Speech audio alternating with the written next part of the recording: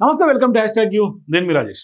So ఇప్పుడు social media ఏ accounts open చేసినా తెలంగాణలో యూరియా కొరత, రైతులు బారులు తీరారు, ఆధార్ కార్డులు చొప్పులు క్యూ లైన్లో పెట్టారు. ఇవి ఫోటోలు వీడియోలు వైరల్ చేసి తెలంగాణలో పూర్తి స్థాయిలో అంటే కాంగ్రెస్ పార్టీ రైతులను నమ్మించి మోసం చేసి యూరియా కూడా ఇవ్వలేనటువంటి పరిస్థితులు ఉంది అనే ఒక దుష్ప్రచారాన్ని పెద్ద ఎత్తున కొన్ని పార్టీలు స్ప్రెడ్ చేస్తున్నటువంటి పరిస్థితి. కానీ వాస్తవాలకు మనం మాట్లాడుకుంటే యూరియా సప్లైలో భాగంగా కేంద్రం నుంచి మనకు యూరియా రావాల్సినటువంటి అవసరం ఉంది.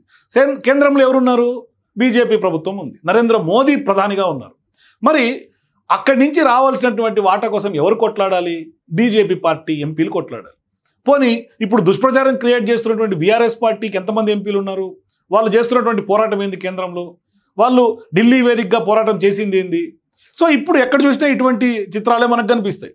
అంటే 3 రోజుల పాటు జోరు వానలో కూడా తెలంగాణలో యూరియా కోసం రైతులు పడిగాపులు కాస్తూ ఉన్నారు. ఏంటి? కాంగ్రెస్ పార్టీ ప్రభుత్వం పట్టించుకోలే, రైతులకు ఏమీ చేయలే. ఇది వాళ్ళు చెప్తున్నటువంటి ఆరోపణలు. సీన్ కట్ చేస్తే అసలు వాస్తవం ఏంటంటే బీజేపీ ప్రభుత్వం తెలంగాణ రాష్ట్రం పైన వివక్ష చూపుతోంది.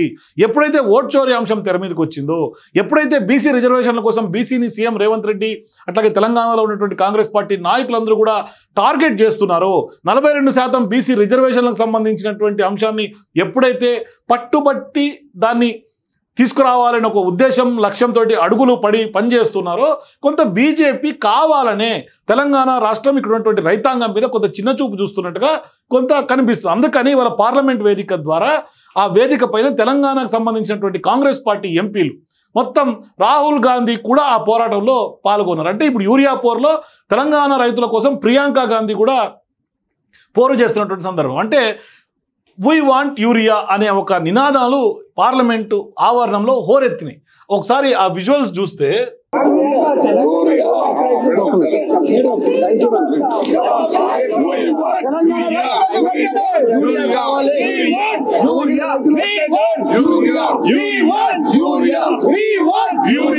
సో ఇట్లా పార్లమెంట్ ఆవరణలో వీ వాంట్ యూరియా పేరుతో ధర్నా చేస్తూ ఉంటే, ఇప్పుడు అసలైనటువంటి అంశాలని పక్కన బట్టి తెలంగాణలో కాంగ్రెస్ పార్టీ ప్రభుత్వమే దుష్ప్రచారం చేసే ప్రయత్నం జరుగుతుంది.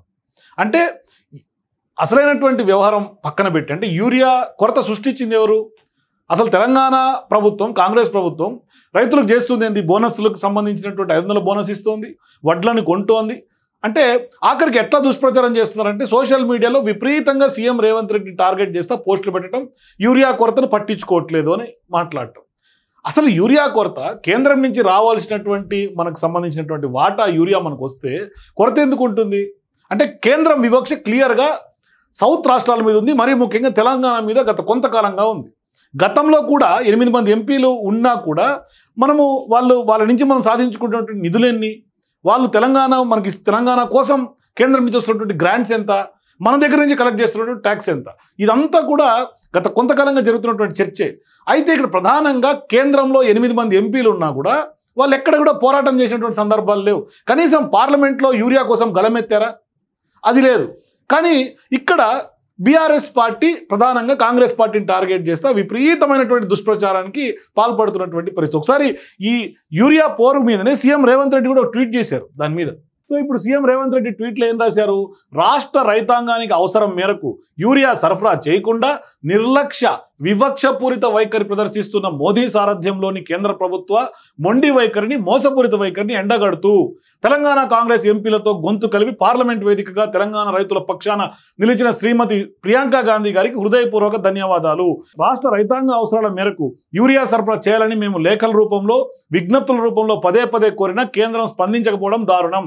మరి ఇక్కడ కేంద్రం ఎందుకు స్పందిస్తలేదు? తెలంగాణకి రిక్వైర్మెంట్ ఎంత, వీళ్ళకి ఉన్నటువంటి అవసరాలు ఏంది అని లెటర్లు కేంద్రానికి రాస్తే కేంద్రంలో ఉన్నటువంటి వ్యవసాయ శాఖ మంత్రి ఏం చేస్తున్నారు? కేంద్రంలో ఉన్నటువంటి నరేంద్ర మోదీ ప్రభుత్వం ఏం చేస్తోంది? ఇది కదా అడగాల. ఇది అడగకుండా రాష్ట్రంలో కాంగ్రెస్ పార్టీ ఫెయిల్ అయింది అనే దుష్ప్రచారం చేస్తున్నారు. మరి కేంద్రంలో ఉన్నటువంటి బీజేపీ పాత్ర లేదా? అసలు వాళ్ళు ఇస్తే ఇక్కడ ప్రాబ్లం ఎందుకు ఉంటుంది? అది చెప్పట్లేదు.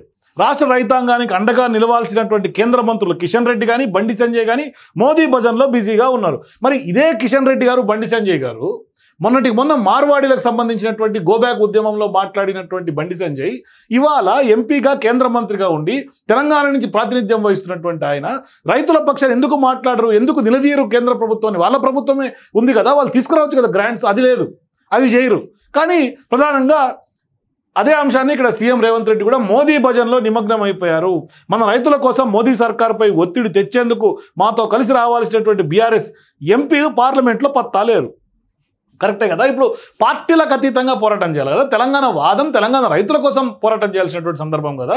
అక్కడ బీజేపీ అంటే ఎట్లాగూ పార్టిసిపేట్ చేయదు, అధికార పార్టీ కాబట్టి. కనీసం దేశంలో పార్లమెంట్లో ప్రతిపక్ష పార్టీలుగా కాంగ్రెస్ పార్టీ ఉంది. బీఆర్ఎస్ పార్టీ రాజ్యసభ సభ్యులు ఏమైపోయారు? 3-4 ఉన్నారు కదా. పార్లమెంట్లో అంటే ఎట్లా గెలవలే 0 స్థానాలు బీఆర్ఎస్కి. కనీసం రాజ్యసభ సభ్యులు ఏమైపోయారు? వాళ్ళు వచ్చి మాట్లాడొచ్చు కదా. వాళ్ళు వచ్చి చేతులు కలిపి తప్పేముంది? అంటే అప్పుడు ఏమన్నా బీజేపీ చెప్పినట్టుగా బీఆర్ఎస్ కాంగ్రెస్ కలిసిందని ఏమైనా భయపడుతున్నారా? అంటే రైతుల కోసం మీరు ఆల్ పార్టీలు ఒకటే గొంతుగా వినిపించే అవకాశం లేదా? అవసరం ఉండదా? మరి గల్లీలో లొల్లి చేయడానికి ఉత్సాహం చూపే వాళ్ళు ఢిల్లీలో మోదీని ప్రశ్నించడానికి ఎందుకు భయపడుతున్నారు? మోదీ అంటే భయమా భక్త? నిజంగానే బీఆర్ఎస్ పార్టీకి మోదీ అన్నా బీజేపీ అన్నా అసలు విమర్శలే చేయరు వాళ్ళు. కనీసం ప్రెస్ మీట్లో మాట్లాడేది కూడా ఉండదు. అంటే బీజేపీ పైన పూర్తిగా విమర్శలు మానేశారు. వాళ్ళు అసలు బీజేపీని విమర్శించే పరిస్థితే లేదు. అందుకనే ఇప్పుడు నిజంగానే మోదీ అంటే భయమా భక్త? ఒక రకంగా చెప్పాలంటే భక్తి కంటే భయమేనేమో అని స్పష్టంగా చెప్పొచ్చు. అందుకనే #BRS బీజేపీ బాయ్ బాయ్. ఇప్పుడు రేవంత్ రెడ్డి చెప్పినట్టుగా BRS BJP bye bye. Bye బాయా ఒకసారి ఆలోచన చేసుకోవాలా. తెలంగాణ ప్రజానీకం ఆలోచన చేసుకోవాలా. అయితే ఇక్కడ ప్రధానంగా వాళ్ళు పోరాటం అయితే చేస్తున్నారు. మరి ఇప్పుడు ప్రియాంక గాంధీ కూడా ఇప్పుడు రంగంలో దిగిన తర్వాత యూరియా పోర్లో మరి కేంద్రం ఏమన్నా ఇప్పటికైనా కనీసం కళ్ళు తెరిచి తెలంగాణలో రైతుల పక్షాన యూరియా ఇచ్చే దిశగా అడుగులు వేస్తుందా? లేదు ఈ విధంగానే రైతులకు బీజేపీ నుంచి కష్టాలు తప్పేటట్టుగా లేవా? ఏం జరుగుతుంది? మరి పార్లమెంట్లో ప్రియాంక గాంధీనే ఇప్పుడు పోరాటం చేసినటువంటి నేపథ్యంలో ఏం జరగబోతుందో మీరు కూడా మీ అభిప్రాయాన్ని కింద కామెంట్స్ తెలియజేయండి. మరోవైపు ఎందుకు బీఆర్ఎస్ పార్టీ బీజేపీ పైన సైలెంట్గా ఉంది? మరోవైపు బీజేపీ ఎంపీలు కూడా ఎందుకు కేంద్రం నుంచి మన తెలంగాణకు తేవాల్సినటువంటి గ్రాంట్స్లోనైనా మన అవసరాలకు సంబంధించినటువంటి రైతుల కోసం యూరియా అయినా తేవటంలో ఎందుకు ఫెయిల్యూర్ అవుతున్నారు? మీ అభిప్రాయాల కింద కామెంట్స్ నాకు తెలియజేయండి. For more videos please watch #.